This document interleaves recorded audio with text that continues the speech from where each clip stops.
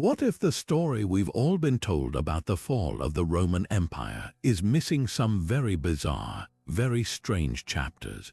We're diving deep into the history books, beyond the usual tales of emperors and battles, to uncover 25 of the most overlooked and frankly weird events that contributed to the empire's downfall.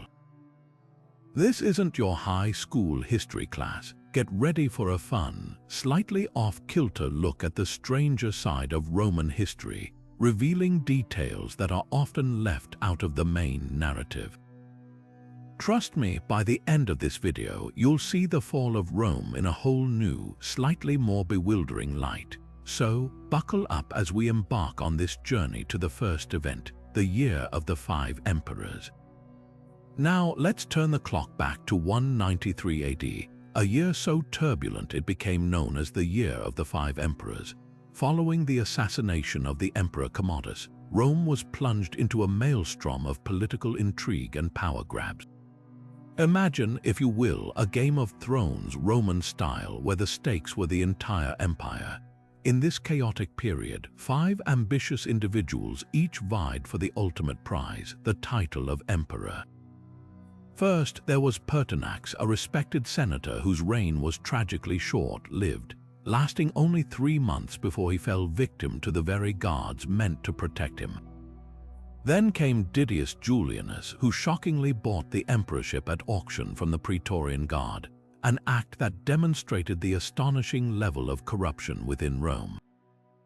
This move, however, only further destabilized the political landscape and ignited fury among the populace and the military. The stage was now set for a series of civil wars as powerful figures from across the empire decided to stake their claims. Pescennius Niger, governor of Syria, and Clodius Albinus, governor of Britain, both declared themselves emperor, challenging Julianus's legitimacy. Meanwhile, Septimius Severus, commander of the Pannonian legions, saw an opportunity and marched on Rome. The chaos of this year underscored the profound political instability plaguing the Roman Empire, laying bare the overreaching influence of the Praetorian Guard, who had become kingmakers, and setting the stage for more internal conflicts. As the empire teetered on the brink, Septimius Severus emerged as the last man standing, ready to reshape Rome in his image, which brings us to the next phase of his rise to power and its consequences. The impact of the Year of the Five Emperors rippled through Roman society for decades. One immediate consequence was the significant weakening of the Senate. The brazen disregard for senatorial authority displayed by the emperors and the Praetorian Guard during this period eroded the Senate's power and prestige, reducing it to a mere advisory body. As the historian Cassius Dio observed, the Senate's decrees were no longer law but suggestions to be considered or ignored at the emperor's whim. This shift marked a critical step in the transition from a republic, albeit a flawed one, to an autocracy. Moreover, the Year of the Five Emperors accelerated the militarization of the empire. Septimius Severus, having seized power through military might, understood the necessity of keeping the army loyal. He significantly increased soldiers' pay and allowances, relaxed discipline, and allowed them to marry, effectively transforming the army into a privileged class. This policy, while initially securing his rule, placed a tremendous strain on the empire's finances and set a precedent for future emperors to rely on military support. As historian Adrian Goldsworthy notes, Severus's reforms created a more professional army, but one that was also more expensive and politically influential. The events of 193 AD also set a dangerous precedent for future power grabs. The ease with which emperors could be overthrown and replaced by ambitious generals or scheming politicians demonstrated the fragility of imperial authority. This encouraged further instability and civil wars as various factions within the empire jockeyed for control. The lesson of the Year of the Five Emperors was clear, writes historian Peter Heather. Anyone with sufficient military backing could aspire to the throne, regardless of their legitimacy or qualifications.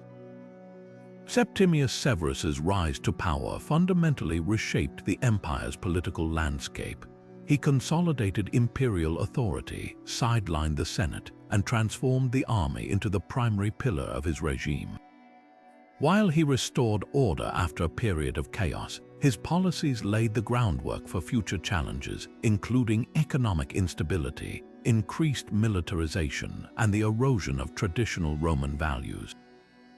His reign marked a decisive turning point in the history of the Roman Empire, setting it on a course toward increasing authoritarianism and militarism. And with these changes in place, Rome braced itself for further turbulent times ahead.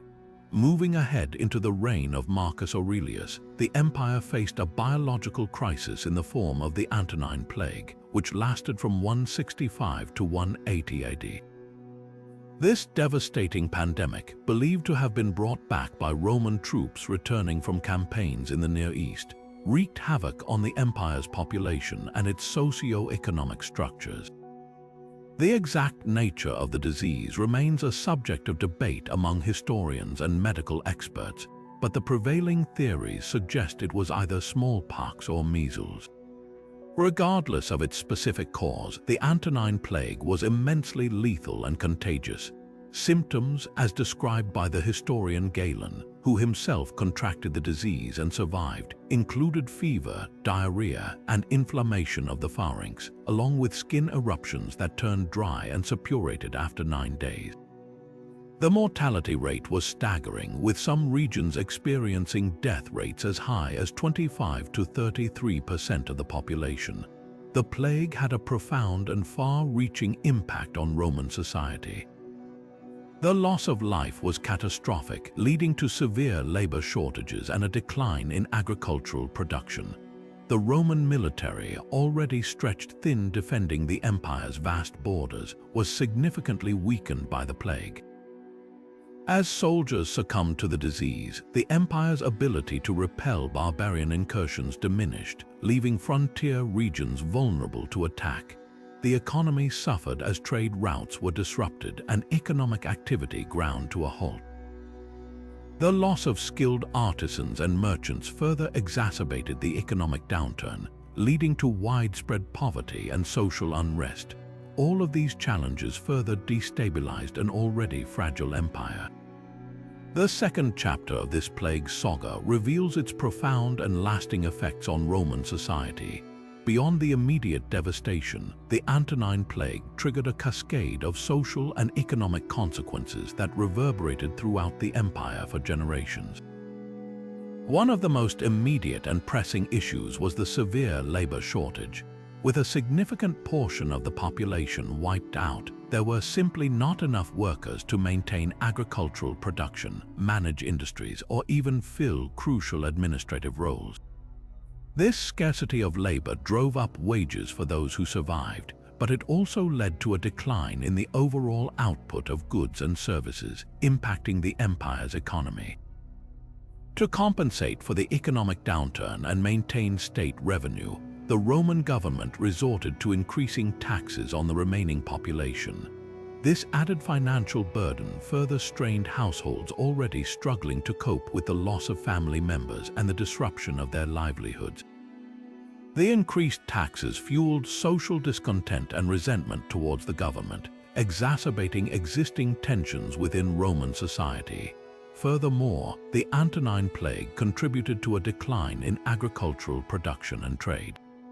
Farmlands were left unattended due to the lack of manpower, leading to reduced harvests and food shortages. Trade routes were disrupted as merchants and traders succumbed to the disease, and the movement of goods was hampered by travel restrictions and fear of contagion. This decline in economic activity had far-reaching consequences, affecting everything from the availability of essential goods to the stability of the empire's financial system. Interestingly, it was also during this period that new religious movements began to gain traction within the Roman Empire. Traditional Roman religion, with its pantheon of gods and elaborate rituals, seemed unable to provide solace or answers in the face of such widespread suffering. As a result, people turned to alternative belief systems such as Christianity, which offered a message of hope, salvation, and community support. The Antonine Plague shares similarities with other historical pandemics. For example, the Black Death in the 14th century had a similar impact on medieval Europe, leading to labor shortages, economic disruption, and social upheaval. Like the Antonine Plague, the Black Death also prompted religious and cultural shifts, as people questioned traditional beliefs and sought new ways to make sense of the world around them. As the Antonine Plague subsided, the Roman Empire was left scarred and weakened. The long-term consequences of the pandemic contributed to the empire's gradual decline, paving the way for future challenges and crises.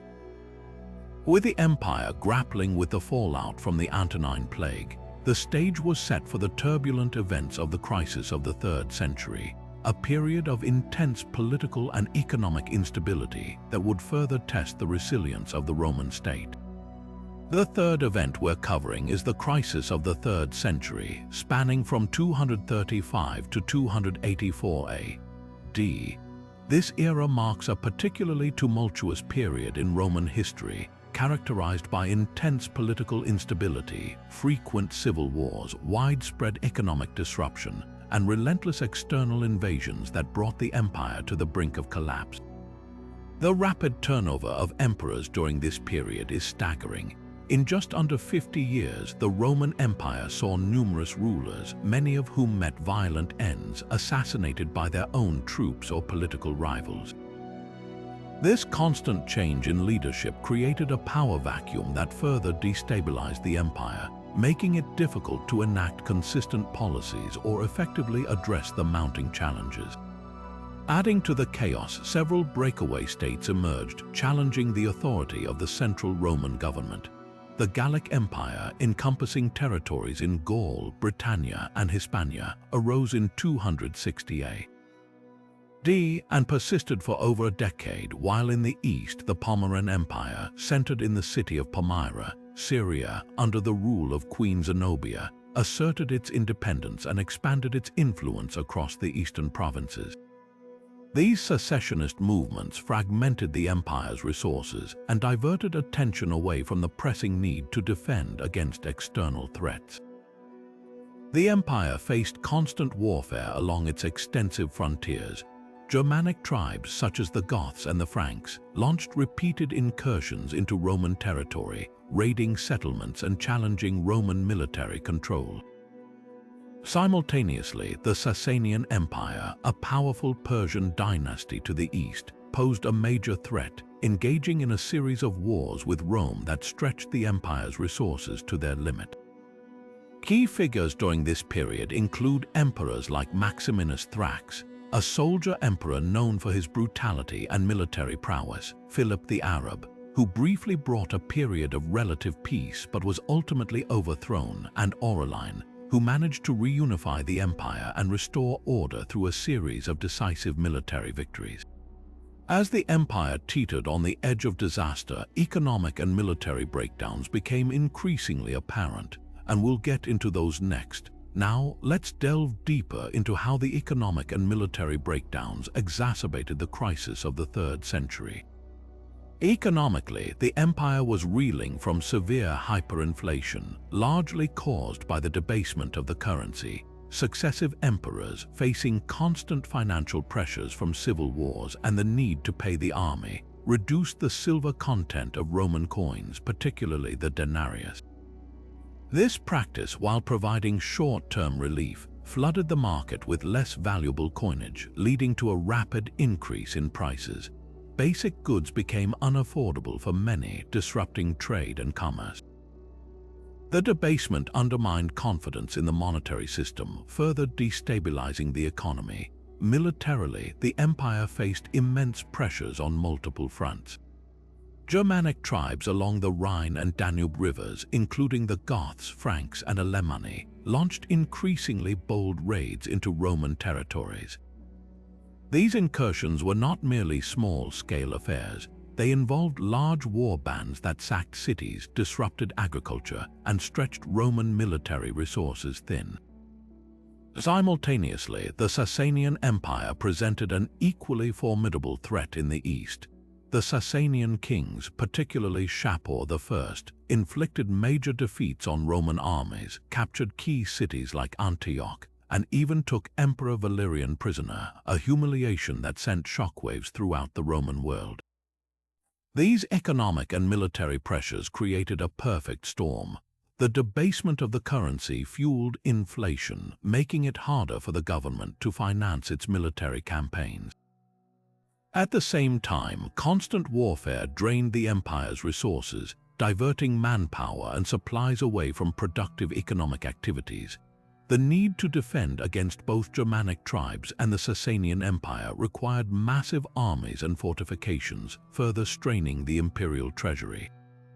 The combination of economic hardship and military threats led to widespread social unrest and a decline in civic morale. As we move on, we'll examine the ways in which the Edict of Caracalla both helped and hindered the empire. The fourth event involves the Edict of Caracalla, issued in the year 212 AD, stands as a pivotal moment in Roman history. This decree, formerly known as the Constitutio Antoniniana, extended Roman citizenship to nearly all free inhabitants of the empire. Prior to this edict, citizenship was a privilege reserved for those residing in Roman territories, certain allied cities, and veterans of the Roman army. The motivations behind Caracalla's decision are complex and debated by historians. One primary theory suggests that by granting citizenship to a larger portion of the population, the empire sought to increase its tax base. Roman citizens were subject to certain taxes, such as the inheritance tax, which non-citizens were exempt from. By expanding the citizenry, Caracalla aimed to boost imperial revenue. Another likely motivation was to increase military recruitment. Roman citizens were traditionally the primary source of soldiers for the legions. By extending citizenship, the pool of potential recruits expanded significantly, bolstering the empire's military strength. The third theory suggests that Caracalla issued the edict out of a genuine desire to unify the empire and solidify his legacy as a benevolent leader. Regardless of the precise motivations, the Edict of Caracalla had profound and far-reaching consequences. The immediate effect was a significant increase in the number of Roman citizens, blurring the lines between Romans and non-Romans. This dilution of Roman identity altered the social and political landscape of the empire. While it fostered a sense of unity and integration, it also diminished the prestige associated with Roman citizenship. Previously, citizenship had been a mark of distinction, conferring certain rights and privileges. Now, with nearly everyone considered a citizen, its symbolic value decreased. The edict's impact varied across different regions of the empire. In areas with a long history of Romanization, such as Italy and parts of Gaul, the edict was likely met with greater acceptance. However, in more recently conquered or less integrated regions, such as parts of the eastern provinces, the extension of citizenship may have been viewed with skepticism or even resentment. Despite its intentions, the Edict of Caracalla had its drawbacks, and this is what we will be exploring next. Exploring the unintended consequences of universal citizenship, we find that while the Edict of Caracalla aimed to unify and strengthen the Roman Empire, some historians argue that it inadvertently diluted the sense of Roman identity. Before the edict, being a Roman citizen was a distinct privilege associated with specific rights, responsibilities, and a shared cultural heritage. With the stroke of a pen, Caracalla extended this privilege to virtually all free inhabitants, regardless of their cultural background or loyalty to Roman traditions. This mass enfranchisement may have diminished the unique value attached to citizenship. As historian Peter Heather notes, the edict transformed the empire into a more inclusive but also a more diffuse entity, where the traditional markers of Roman identity became less significant. Critics suggest that the edict contributed to cultural fragmentation within the empire. By granting citizenship to diverse populations with varying customs, languages, and religious beliefs, the edict may have weakened the cultural cohesion that had previously bound the empire together. Instead of fostering a unified Roman identity, it potentially accelerated the blending of cultures, leading to a more heterogeneous society. This perspective is supported by the observation that following the edict, regional identities and local customs persisted, and in some cases even flourished. However, not all historians agree on the negative consequences of the Edict of Caracalla. Some argue that it was a necessary step towards creating a more inclusive and equitable empire, one that recognized the contributions of all its inhabitants. These scholars emphasize that the edict fostered a sense of belonging and encouraged participation in Roman society, regardless of one's ethnic or cultural background. As historian Adrian Goldsworthy points out, the edict may have strengthened the empire by integrating diverse populations and harnessing their talents for the common good. Ancient texts offer glimpses into the contemporary understanding of citizenship and its privileges.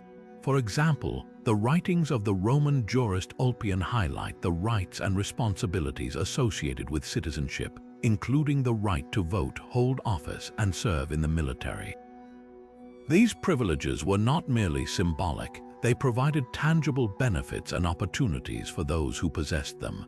The Edict of Caracalla remains a subject of scholarly debate, with differing viewpoints regarding its long-term impact on Roman society and identity. While some historians emphasize its potential to dilute Roman identity and contribute to cultural fragmentation, others highlight its positive effects in promoting inclusivity and integration. As we consider the rise of Christianity, we will explore next how a new faith began to transform the social and political landscape of the Roman Empire. Transitioning to a new chapter in our exploration of Rome's transformation, the rise of Christianity marks a profound shift in the empire's cultural and political landscape. Emerging from humble origins in the province of Judea during the 1st century, Christianity initially presented itself as a small sect within Judaism. Its message, centered on the teachings of Jesus Christ, emphasized love, compassion, and the promise of eternal life, which particularly resonated with the marginalized and disenfranchised members of Roman society. The early followers of Christianity faced significant challenges, including persecution by Roman authorities, who viewed the new religion as a threat to traditional Roman religion and imperial authority. Christians refused to worship the Roman gods or participate in the imperial cult, which was seen as an act of defiance against the state. This led to sporadic but often brutal crackdowns, with Christians being subjected to imprisonment, torture, and execution. Despite this persecution, Christianity continued to spread, largely through the efforts of missionaries like Paul the Apostle, who traveled throughout the Roman Empire, preaching the gospel and establishing Christian communities. Christianity's appeal extended across various social classes, attracting both the poor and the wealthy, slaves and free individuals. Its message of equality and salvation offered hope to those who felt excluded from the traditional Roman social hierarchy. Moreover, the strong sense of community and mutual support among Christians provided a refuge in a world often characterized by instability and uncertainty. This sense of belonging, coupled with the promise of eternal reward, proved to be a powerful draw for many seeking meaning and purpose in their lives. The values espoused by Christianity directly challenged the traditional Roman emphasis on military strength, social status, and material wealth. While Roman religion focused on maintaining the Pax Deorum, or the peace of the gods, through ritualistic sacrifices and adherence to traditional customs, Christianity emphasized personal morality, ethical conduct, and a direct relationship with a single, all-powerful God. This fundamental difference in worldview created a tension between the followers of the old and the new faiths, contributing to the ongoing conflict and persecution. As we delve deeper, we will examine the political ramifications of Constantine's conversion and the subsequent elevation of Christianity to the state religion. The impact of Christianity on Roman society and politics was nothing short of revolutionary. Christianity profoundly reshaped Roman views on morality, inspiring a shift towards values such as humility, compassion, and charity that directly contrasted with the traditional Roman emphasis on status and power.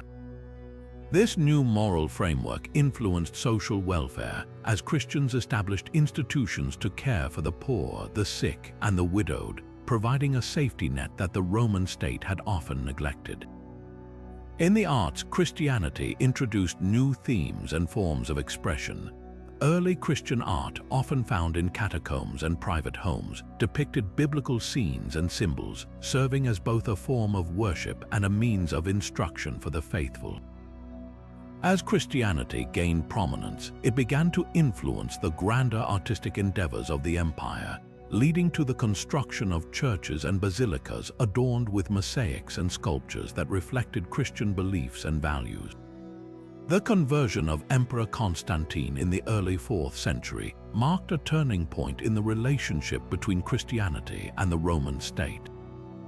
Prior to his conversion, Constantine had experienced a vision before the Battle of the Milvian Bridge in 312, where he saw a Christian symbol and was told, "In this sign you will conquer."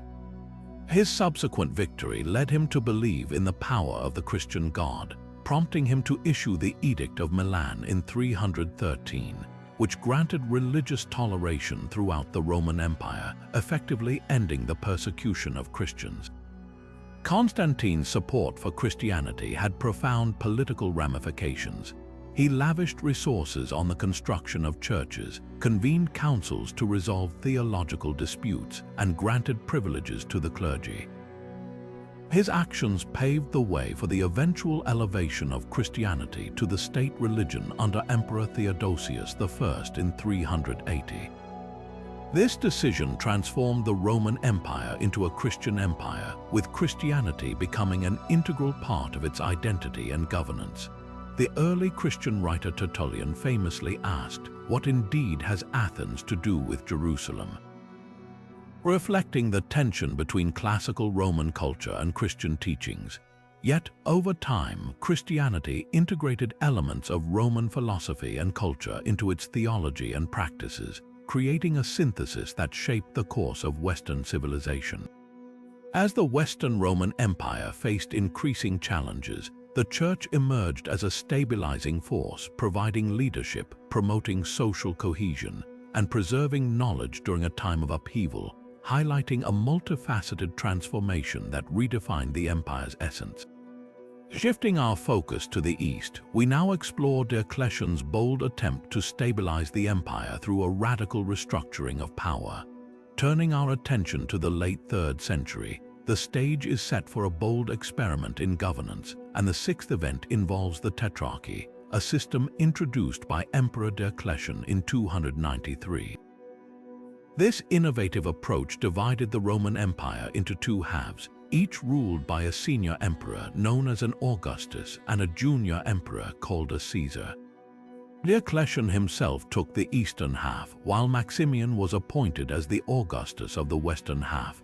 To complete the structure, Galerius served as the Caesar to Diocletian in the east, and Constantius Chlorus became the Caesar to Maximian in the west. The primary goal of the Tetrarchy was to stabilize the empire amidst a period of intense crisis. The empire had been plagued by civil wars, barbarian invasions, and economic instability. By decentralizing power and creating a clear line of succession, Diocletian hoped to prevent future power struggles and ensure a more orderly transfer of authority. The establishment of the Tetrarchy was also aimed to address the logistical challenges of governing such a vast territory. By dividing the empire into more manageable units, each Augustus and Caesar could focus on the specific needs and challenges of their respective regions. However, the Tetrarchy was not without its complexities. It created a web of relationships and power dynamics that required careful management. Each Augustus was expected to eventually abdicate in favor of their Caesar, who would then become the new Augustus and appoint their own Caesar. This system was designed to ensure a smooth transition of power, but also relied on the cooperation and mutual respect of the four rulers. The relationships within the tetrarchy were further complicated by personal ambitions and rivalries. While Diocletian was able to maintain a semblance of stability during his reign, the system began to unravel shortly after his abdication in 305, paving the way for yet another era of civil war. We will explore the ultimate failure of the tetrarchy and the rise of Constantine as the sole emperor in the next section. Exploring the failure of the tetrarchy and Constantine's rise, we find that the seeds of its destruction were sown almost from its inception. Despite Diocletian's intentions, the system was inherently unstable due to the ambitions of its leaders and the complexities of shared power. Upon Diocletian's abdication in 305, the carefully orchestrated transition of power quickly fell apart. Rather than a peaceful succession, the empire was plunged into a series of civil wars as the various Augusti and Caesars vied for supreme control. One of the primary reasons for the tetrarchy's failure was the lack of a clear mechanism for resolving disputes and power struggles. While Diocletian had envisioned a collegial system based on mutual respect and cooperation, the reality was far more competitive. Each of the tetrarchs had their own ambitions and supporters, leading to inevitable clashes of interest. The absence of a single, undisputed leader created a vacuum that ambitious individuals were eager to fill. Galerius, for instance, sought to exert his influence over the entire empire, leading to conflicts with Constantius and his son Constantine. The civil wars that erupted in the wake of Diocletian's abdication were brutal and widespread, tearing the empire apart once again. Various factions battled for supremacy, with different tetrarchs and their supporters vying for control of different regions. Among the key contenders was Constantine, son of Constantius, who quickly emerged as a powerful force in the west. Constantine's rise was marked by a series of military victories and political maneuvering that gradually consolidated his power. One of the most pivotal moments in Constantine's ascent was the Battle of the Milvian Bridge in 312. Facing Maxentius, another claimant to the imperial throne, Constantine's forces were outnumbered and seemingly at a disadvantage. According to historical accounts, on the night before the battle, Constantine had a vision or dream in which he was instructed to adopt the Christian symbol, the Chi-Rho, as his standard. He obeyed and ordered his soldiers to display the symbol on their shields. The next day, against all odds, Constantine's army emerged victorious. This victory had a profound impact on Constantine, leading him to believe that the Christian God had intervened on his behalf. While the exact nature of Constantine's religious beliefs at this time is debated among historians, the Battle of the Milvian Bridge marked a turning point in his relationship with Christianity. Following his victory, Constantine issued the Edict of Milan in 313, which granted religious tolerance throughout the Roman Empire, effectively ending the persecution of Christians. This edict not only transformed the religious landscape of the empire, but also solidified Constantine's position as a ruler favored by the Christian God. Over the next decade, Constantine continued to consolidate his power, defeating his rivals and gradually reunifying the empire under his sole rule. By 324, he had emerged as the undisputed emperor, bringing an end to the tetrarchy and ushering in a new era in Roman history. Now we'll shift to the next event, which involves economic collapse, environmental factors, and political corruption, and how these combine to influence Rome's downfall. Turning our attention now to another pivotal moment in Roman history, the Battle of Adrianople in 378 marked a catastrophic defeat for the Roman army and had far-reaching consequences for the empire. This battle, fought near the city of Adrianople, present-day Edirne in Turkey, pitted the Roman forces led by Emperor Valens against the Visigoths, a Germanic tribe seeking refuge within the empire's borders. The events leading up to the battle were complex, involving a combination of political miscalculations, logistical failures, and cultural misunderstandings. The Visigoths, fleeing from the advancing Huns, had requested asylum within the Roman Empire. Emperor Valens, hoping to bolster his depleted armies and integrate these skilled warriors into Roman society, granted them settlement in the Balkan provinces. However, Roman officials mistreated the Visigoths, exploiting them and failing to provide adequate food and resources. This mistreatment led to widespread resentment and ultimately rebellion among the Visigoths. When open conflict erupted, the Visigoths, led by their chieftain Fritigern, proved to be a formidable adversary. The Roman army, weakened by internal divisions, corruption, and a decline in military discipline, was ill-prepared to face the Visigothic threat. At the Battle of Adrianople, the Roman army suffered a devastating defeat. Emperor Valens himself was killed in the battle, and a significant portion of the Roman army was destroyed. The Visigoths employed effective military tactics that exploited the weaknesses of the Roman army.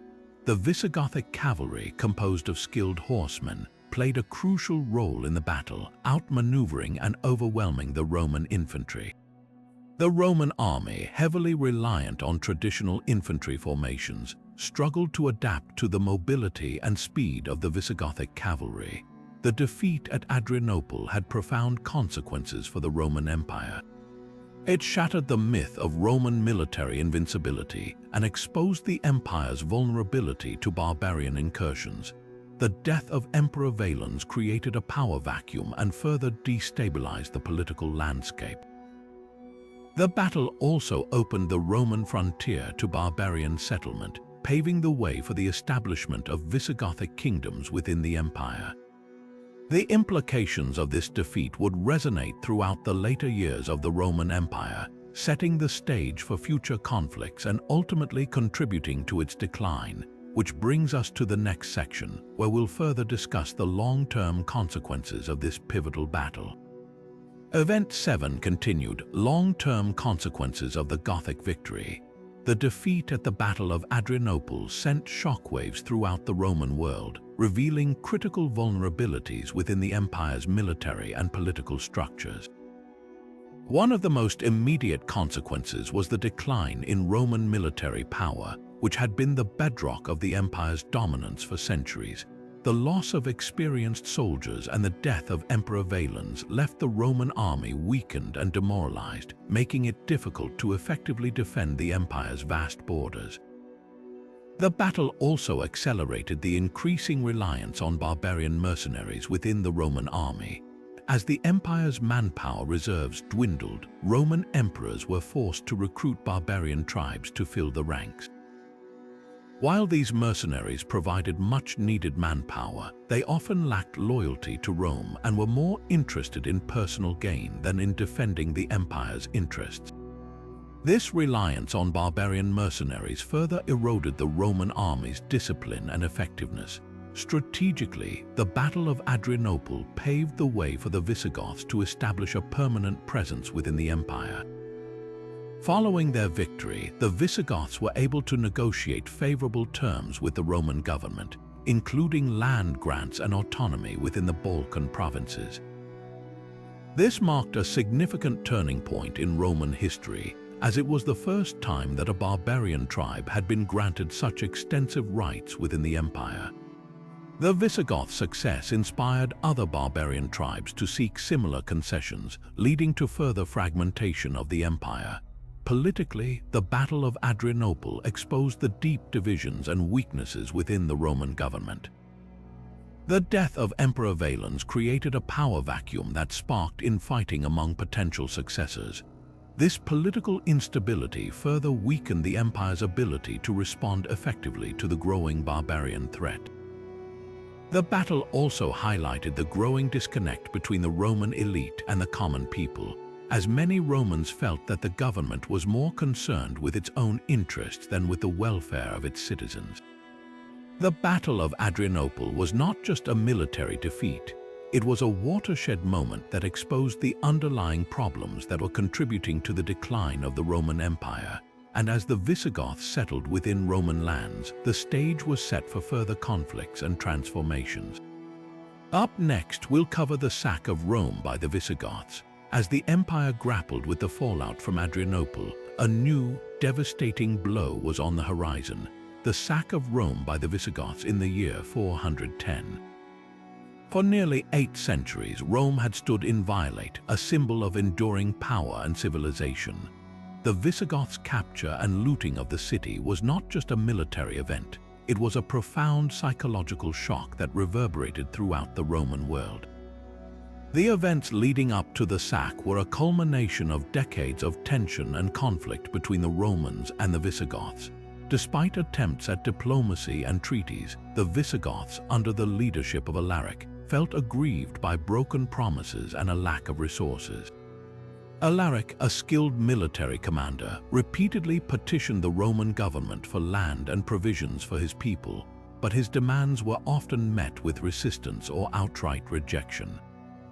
In the year 408, Alaric led his forces into Italy, seeking to extract concessions from the Roman government.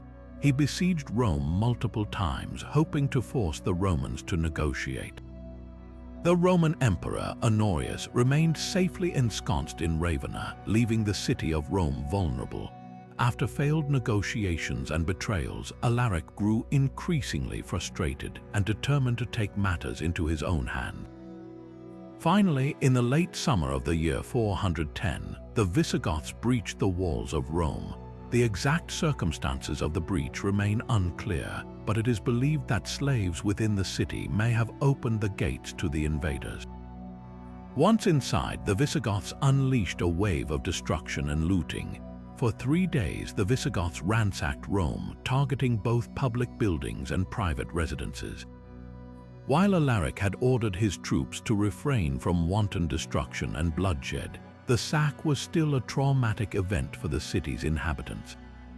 Many Romans were killed or taken captive, and countless treasures were plundered. Churches and religious sites were largely spared, reflecting Alaric's Arian Christian beliefs. However, the overall impact on the city was devastating. The sack of Rome exposed the empire's vulnerability and shattered the illusion of Roman invincibility. And with the city in ruins and its people traumatized, the psychological impact of the sack would be felt for generations to come. Exploring the psychological and political fallout of the sack, we find that the immediate reaction to the Visigoths' capture of Rome was one of profound shock and disillusionment. For centuries, Rome had been seen as the eternal city, an invincible symbol of order and civilization. The sack shattered this illusion, not only within the empire but also among its neighbors and rivals. Contemporary accounts paint a vivid picture of the widespread grief and despair. Saint Jerome, writing from Bethlehem, famously lamented, "My voice sticks in my throat, and as I dictate, sobs choke me." The city which had taken the whole world was itself taken. This sentiment captures the sense of disbelief and horror that rippled through the Roman world. The political ramifications of the sack were equally significant. It undermined confidence in the empire's ability to protect its citizens and maintain order. The emperor, Honorius, was criticized for his inaction and perceived indifference to the plight of Rome. The Western Roman Empire, already weakened by internal strife and external pressures, suffered a further blow to its prestige and authority. The sack emboldened other barbarian groups, demonstrating that Rome was no longer impregnable. This encouraged further incursions and settlements within Roman territory, accelerating the fragmentation of the empire. As the historian Peter Heather notes, the sack of Rome in 410 was a watershed moment, exposing the fragility of the Western Roman state and signaling the beginning of its final decline. The symbolic importance of the sack cannot be overstated. It marked a turning point in the perception of Rome and its empire. No longer seen as an invincible power, Rome became a symbol of decline and vulnerability. This shift in perception had far-reaching consequences, affecting the empire's ability to command loyalty and resources. As the empire struggled to recover from the sack, it faced increasing challenges from within and without, hastening its eventual collapse. With the psychological and political landscape irrevocably altered, the Western Roman Empire continued its descent into chaos, setting the stage for further calamities. Turning our attention to another pivotal event, the Vandal conquest of North Africa between the years 429 and 439 dramatically reshaped the balance of power in the Mediterranean. Under the leadership of King Gaiseric, the Vandals, a Germanic tribe, embarked on a daring migration across the Strait of Gibraltar from Spain to North Africa. This move would have profound consequences for the Western Roman Empire, particularly its ability to sustain itself. The Vandals' arrival in North Africa was not merely a migration. It was a calculated invasion aimed at seizing control of one of the empire's most vital regions. North Africa was the breadbasket of Rome, supplying much of the grain needed to feed the city's large population. Once established, the Vandals quickly consolidated their power, capturing key cities and ports. By the year 439, they had seized Carthage, the region's capital and a major center of trade and commerce. With Carthage under their control, the Vandals effectively severed the vital grain supply lines to Rome. This had an immediate and devastating impact on the city, leading to food shortages, economic instability, and widespread unrest. The loss of North Africa also meant the loss of valuable tax revenue and resources, further weakening the Western Roman Empire's ability to defend itself against other threats. Beyond their control of North Africa's land, the Vandals also developed a formidable naval power. Gaiseric understood the strategic importance of controlling the seas, and he invested heavily in building a fleet that could challenge Roman naval dominance. Vandal ships soon began raiding Roman coastal cities, disrupting trade routes and sowing fear throughout the Mediterranean. These raids extended as far as Sicily, Italy, and even Greece, demonstrating the Vandals' reach and audacity. The Vandal navy became a major threat to Roman shipping, further crippling the empire's economy and ability to project power. The consequences of this conquest were far-reaching, setting the stage for further economic and strategic challenges for the crumbling empire. The economic and strategic impact of the loss of North Africa was devastating for the Western Roman Empire. The immediate consequence was severe food shortages in Rome. North Africa had been the primary source of grain for the city, and with the Vandals in control, these vital supplies were cut off. This led to soaring food prices, hunger, and widespread discontent among the Roman population. The disruption of trade routes further exacerbated the economic woes. North Africa was a key hub for trade between the eastern and western parts of the Mediterranean, and its loss disrupted commercial activities, leading to declines in revenue and increased costs of goods and services. Moreover, the loss of North Africa represented a significant blow to the Western Roman Empire's finances. The region was a major source of tax revenue, providing funds that were essential for maintaining the army and the administration. With the Vandals in control, this revenue stream dried up, leaving the empire struggling to finance its defense and other essential services. The loss of North Africa also had strategic implications for the Western Roman Empire. The region had served as a buffer against incursions from the south, and its loss left the empire more vulnerable to attack. The Vandals were able to use North Africa as a base from which to launch raids on other Roman territories, further destabilizing the region. Economically, North Africa's agricultural output was crucial. Estimates suggest that it supplied as much as 2/3 of Rome's grain. The loss of this supply not only caused immediate shortages but also undermined confidence in the empire's ability to provide for its citizens. Strategically, North Africa's location made it a vital asset for controlling the Mediterranean. Its loss allowed the Vandals to dominate the seas and disrupt Roman shipping, further weakening the empire's grip on its territories. As the empire reeled from these setbacks, new threats began to emerge on other frontiers, heralding further calamities. Turning our attention to the eastern borders, the decade of the 440s and 450s marked the era of the Hunnish invasions, a period defined by the incursions of the Huns into Roman territories. These invasions, led by Attila, were characterized by devastating raids and culminated in the significant Battle of the Catalonian Plains in 451. The Huns, a nomadic group originating from Central Asia, had migrated westward, establishing a fearsome reputation for their military prowess and brutality. Their arrival in Europe sent shockwaves through both the Eastern and Western Roman empires, leading to widespread fear and instability. Attila, often referred to as the Scourge of God, was the leader of the Huns during this period. Under his command, the Huns launched a series of devastating raids into Roman territories, targeting cities and settlements along the Danube River. Their military tactics were based on speed, mobility, and shock. The Huns were skilled horsemen and archers, capable of unleashing devastating volleys of arrows while riding at full speed. They often employed hit-and-run tactics, overwhelming their opponents with their superior mobility and firepower. These raids had a profound impact on Roman populations, causing widespread destruction, displacement, and loss of life. Many cities were sacked and burned, and entire regions were depopulated as people fled to seek safety from the Hunnish onslaught. In response to the Hunnish threat, the Romans formed alliances with various barbarian groups, including the Visigoths, the Franks, and the Alans. These alliances were forged out of necessity, as the Romans recognized that they could not effectively resist the Huns on their own. The culmination of these efforts was the Battle of the Catalonian Plains, fought in present-day France.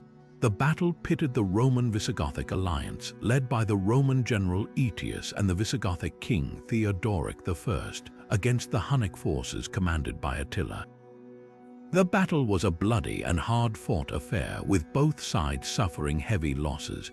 Although the battle did not result in a decisive victory for either side, it effectively halted the Hunnish advance into Western Europe as Attila was forced to retreat. With the Huns momentarily at bay, the stage was set for new power dynamics and conflicts that would further shape the destiny of the Roman Empire. Transitioning from external military pressures, we now consider a confluence of internal factors that significantly weakened the Roman Empire. Economic collapse, environmental degradation, and pervasive political corruption formed a destructive triad that undermined the empire's foundations. The economic decline of the Roman Empire was marked by several key issues. First, the decline in trade disrupted economic stability across the empire. As Rome's military and political control weakened, trade routes became less secure, leading to decreased commerce and reduced economic activity. Second, hyperinflation eroded the purchasing power of Roman currency. Rampant debasement of coinage, where the silver content was reduced while the face value remained the same, led to a rapid increase in prices. By the 3rd century, the Roman economy struggled with inflation rates that made everyday transactions difficult and undermined financial planning. Third, the heavy burden of taxation crippled the population. To fund its massive military and bureaucracy, the Roman government imposed high taxes on its citizens. This tax burden disproportionately affected the lower classes, stifling economic growth and leading to widespread discontent. The combination of these factors created a downward spiral, reducing overall prosperity and increasing social tensions. Concurrent with economic woes, environmental factors played a significant role in the empire's decline. Climate change, though not fully understood at the time, likely impacted agricultural productivity. Changes in weather patterns might have led to droughts or floods, affecting crop yields and causing food shortages. Soil erosion, exacerbated by intensive agriculture, reduced the fertility of farmland. Over time, this made it harder to produce enough food to feed the empire's growing population. Deforestation also contributed to environmental degradation. As forests were cleared for agriculture, construction, and fuel, the loss of trees led to increased soil erosion, reduced rainfall, and habitat loss. These environmental changes further strained the empire's resources and contributed to economic instability. political corruption was rampant throughout the Roman government, undermining its effectiveness and eroding public trust. Bribery was commonplace, with officials often accepting payments in exchange for favors or to overlook illegal activities. This corruption diverted resources away from essential services and into the pockets of corrupt officials. Inefficiency within the government further hampered its ability to address the empire's problems. Bureaucratic red tape and mismanagement slowed down decision-making and made it difficult to implement effective policies. Widespread corruption and inefficiency led to a decline in public services, increased social inequality, and a general sense of disillusionment among the population. The combination of economic collapse, environmental degradation, and political corruption created a perfect storm of crises that the Roman Empire struggled to overcome. Having examined the severe internal challenges facing the Roman Empire, we will now turn our attention to a series of additional elements that further reveal the complexities that contributed to its fall, which includes military overstretch, barbarian infiltration, decline in civic duty, and the loss of old values. The 14th event involves the challenges posed by military overstretch. As the Roman Empire expanded, its borders became increasingly difficult to defend. The vast territory required a massive military presence, stretching resources thin and making it challenging to respond effectively to threats across the empire. This overextension forced the Romans to station troops far from the heartland, leading to logistical nightmares and slower response times when crises erupted. The 15th event is barbarian infiltration, which significantly affected the Roman army and administration. Over time, the Roman Empire increasingly relied on barbarian soldiers to fill its ranks. While this provided manpower, it also diluted the Roman identity within the military. Barbarian leaders rose through the ranks, sometimes commanding Roman troops. This integration of non-Romans into positions of power led to cultural assimilation and a gradual shift in the empire's character. The 16th event focuses on the decline in civic virtue. Traditionally, Roman society valued discipline, patriotism, and public service. However, as the empire aged, these values eroded. Citizens became more focused on personal gain than the common good, leading to corruption and a decline in the quality of governance. This shift undermined the foundations of Roman society and weakened its resilience in the face of external threats. The 17th event centers on the loss of traditional values. Societal norms changed with a rise in individualism and materialism. The focus shifted from community and duty to personal wealth and comfort. This transformation affected all levels of society, from the aristocracy to the common citizens. The empire's moral compass gradually strayed, contributing to its overall decline. These shifts collectively eroded the empire's foundations and created vulnerabilities that hastened its fall. Having considered the military overstretch and the societal shifts of loss of traditional values, we now turn to how regionalism, leadership, mercenary reliance, and stratification amplified the empire's internal vulnerabilities and accelerated the trajectory of decline. Exploring the rise of regionalism, we find a growing trend where provinces began to assert their independence, challenging the central authority in Rome. This decentralization of power was fueled by corruption, neglect, and the sheer size of the empire, making it difficult for emperors to maintain control over distant regions. Local governors and military leaders often acted in their own interests, amassing power and resources, sometimes even defying imperial orders. A notable example is the Gallic Empire in the 3rd century, where the provinces of Gaul, Britain, and Spain broke away from Rome, establishing their own rulers and institutions for over a decade, showcasing the fragmentation that threatened the empire's unity. Ineffective leadership further exacerbated these problems. A series of weak or incompetent emperors failed to address the mounting challenges facing the empire. These leaders were often more interested in personal luxuries or political intrigues than in governing effectively.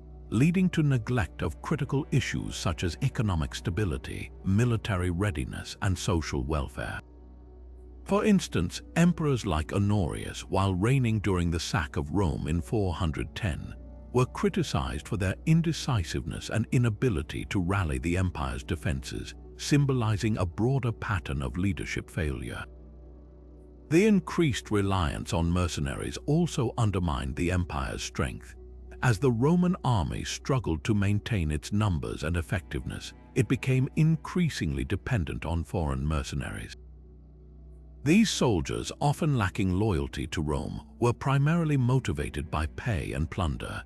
Their unreliability and sometimes brutal behavior alienated local populations and weakened the empire's military cohesion.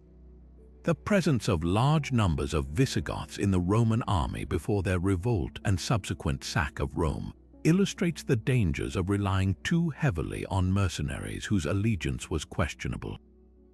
Social inequality, the widening gap between the rich and the poor, fueled social unrest and instability. The wealthy elite controlled vast resources while the majority of the population struggled with poverty and oppression. This disparity led to resentment and occasional revolts. The Bacchidae peasant rebellions in Gaul and Spain reflect the desperation and anger of the lower classes, destabilizing the empire from within. As we delve deeper into the final events, we'll uncover the ultimate deposition that marked the end of an era, exploring the reasons behind the survival of the Eastern Roman Empire and examining the enduring legacy that Rome left on Western civilization. Transitioning to the final chapter of our Roman saga, we witness the ultimate dissolution of the Western Roman Empire. The deposition of Romulus Augustulus in 476 marks the symbolic end of an era. Romulus Augustulus, a boy emperor, was forced to abdicate by Odoacer, a barbarian general who then declared himself king of Italy, rather than seeking to become another puppet emperor. This act, though seemingly simple, represented the culmination of decades of decline and instability. The deposition itself was undramatic, lacking the grandeur and violence that often accompany such events in Roman history, symbolizing how weak and hollow the Western Empire had become. Conversely, the survival of the Eastern Roman Empire, later known as the Byzantine Empire, offers a stark contrast. While the West crumbled, the East, with its capital in Constantinople, continued to thrive for nearly 1,000 years. Several factors contributed to this resilience. The East had a more robust economy, a more defensible capital, and a more centralized government. Its emperors were generally more capable and its military more organized. The East also benefited from its strategic location, controlling vital trade routes between Europe and Asia. This allowed it to maintain a stable revenue base, which funded a professional army and a sophisticated bureaucracy. Nonetheless, the legacy of Rome continues to shape our world. Roman law, with its emphasis on justice and fairness, has influenced legal systems across Europe and beyond. The Latin language, though no longer spoken as it once was, forms the basis of the Romance languages, including French, Spanish, and Italian. Roman architecture, with its arches, domes, and aqueducts, continues to inspire architects and engineers. Roman ideas about government, citizenship, and public service have shaped political thought for centuries. From the United States Capitol building to the Napoleonic Code, Rome's influence is undeniable. In reflecting on the fall of the Western Roman Empire, it is evident that no single event led to its demise. Instead, a combination of factors, including political instability, economic decline, military overstretch, barbarian invasions, and social decay, all contributed to its downfall. The empire's vast size made it difficult to govern effectively, while internal divisions weakened its ability to respond to external threats. The decline in civic virtue and the loss of traditional values further eroded its foundations. Together, these elements created a perfect storm of crises that ultimately led to the collapse of one of history's greatest empires. As we conclude our journey through these 25 strange events, next time we will summarize the key factors that led to the fall of the Western Roman Empire. As we draw the curtains on our exploration of antiquity's enigmas, let's recap the 25 strange events that shadowed the decline of the Roman Empire. From the political whirlwind of the year of the 5 emperors to the final deposition of Romulus Augustulus, each event underscores the intricate and multifaceted nature of Rome's fall. The Antonine Plague, the crisis of the 3rd century, and the Edict of Caracalla each played unique roles in unsettling the empire's equilibrium. Diocletian's tetrarchy, the Gothic victory at Adrianople, and the Vandal conquest of North Africa further eroded Rome's strength. The Hunnish invasions tested its military might, while internal struggles evidenced by economic collapse, environmental factors, political corruption, military overstretch, barbarian infiltration, declining civic virtue, the loss of traditional values, rising regionalism, ineffective leadership, reliance on mercenaries, and deepening social inequality all contributed to its slow disintegration. Reflecting on these events, the fall of Rome teaches us that even the most powerful civilizations are vulnerable to internal decay and external pressures. The empire's story serves as a poignant reminder of the importance of adaptability, unity, and sound governance in the face of unrelenting change. Now we turn to you, our viewers. Which of these 25 strange events did you find most surprising or significant, and why? Share your thoughts in the comments below. Your insights enrich our community and deepen our collective understanding of history. If you enjoyed this journey through the twilight of Rome and want to explore more historical mysteries with us, be sure to subscribe to our channel, hit the like button, and ring the notification bell to stay updated on our latest videos. Thank you for joining us, and until next time, keep exploring the past.